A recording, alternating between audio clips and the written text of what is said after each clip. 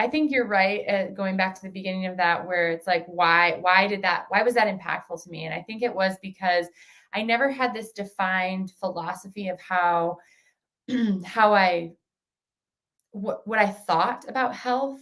I was an athlete, and I cared about my health and my body. And I was from this typical, kind of standard American family who, like, anytime you got the sniffles, I was born in the 80s. So like anytime you had the sniffles, you got antibiotics, and that was like a perk of being like a middle class family. Like, oh yeah, my family's best friend was the pediatrician. Like we got all the meds. And so in high school, I started going, but if the thing that makes you healthy is having access to all these antibiotics and Advil when you're sore from a hard workout or whatever, then like, why am I not the healthiest? Right. And I was sick a lot. I got strep throat a lot. I had my tonsils out at 14, which is really weird.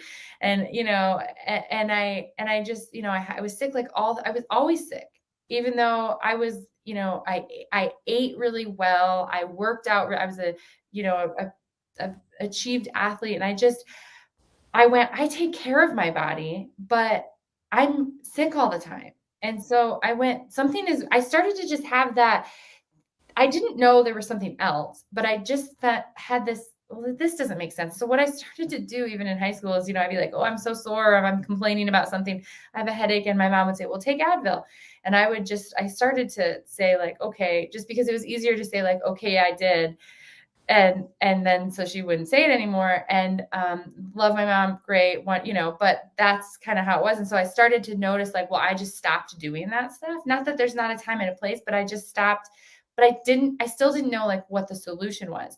But I still didn't think there was any like career for me in that. I just was like developing my personal philosophy without knowing it. And so then when I was searching for like, what do I want to do with my life?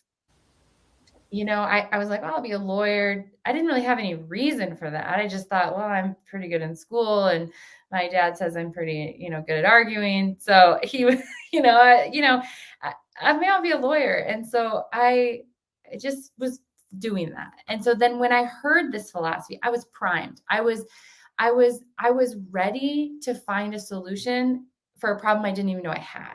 Right. And so when I heard it, it literally was like, I was just open, I was ready. And so that made sense. So then I started, I said, well, I went back and I changed my everything to pre-med. And I had to learn how to study, because turns out that I always kind of just did okay in school without really having to study. And I could get away with that in these courses I was taking. And then my first semester, when I switched, I was taking like organic chemistry and physics. I loaded it up because I was like, hey, I've got to get all this in so I can go to chiropractic school. And I really struggled. I did not get good grades that first semester. And I went, well, this is strange. Like what? Like school's always been very easy for me. And then I realized that was my first challenge to getting there, right?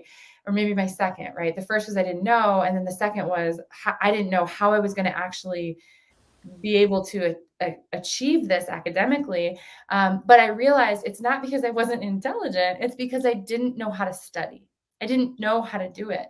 And so I had to teach myself and learn like, okay, how do I need to engage with this academic demand appropriately? So then I just literally was like, I don't know the answer to that, but what I'm going to do is I'm going to go to the library. I was at Michigan State University. I'm going to go to the library every day, and I'm just going to go there, and I'm going to just read material for my classes, and I'm just going to be there for hours. And I just started doing that, consuming consistently every day. I still didn't know how to study, but I was like, if I do this, it'll get me there. And that really helped me develop my study skills and my learning. And I 4-pointed everything from there on out. But at the same time, I was like, I need to go and meet a chiropractor, and it would be great if I could intern or volunteer, or better yet, get a job in a chiropractic office and start getting adjusted.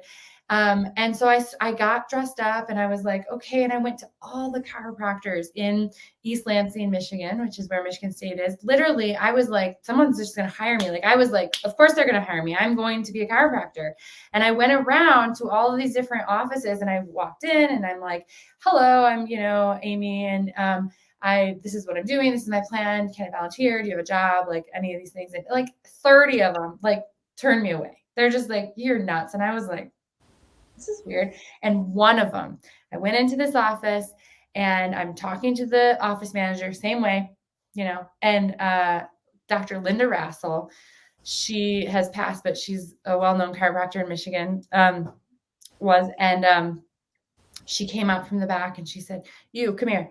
Why do you want to be a chiropractor? And I was like, well, I learned about innate intelligence and I learned that, the chiropractic is more than back pain. That's about all I know, but I am going to be a chiropractor.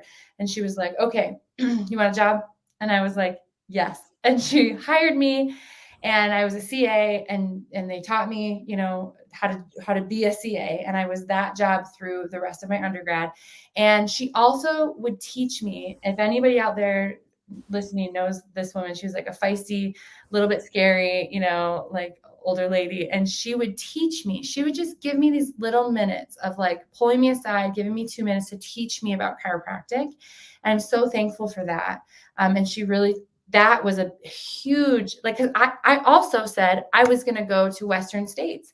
I was going to go to this very different, musculoskeletal chiropractic school because I wanted to live in Oregon. I was like, that'll be a cool place to live. I didn't know there was a difference between chiropractic schools. I didn't know there was a different philosophy in chiropractic. I just was like, I want to live there. And if there's all these chiropractic schools, where do I want to live? That's it. That's the only thing. And this doctor taught me like, nope, chiropractics, you have to pick the right chiropractic school that matches the chiropractic philosophy that you want to practice. So I ended up going to Sherman.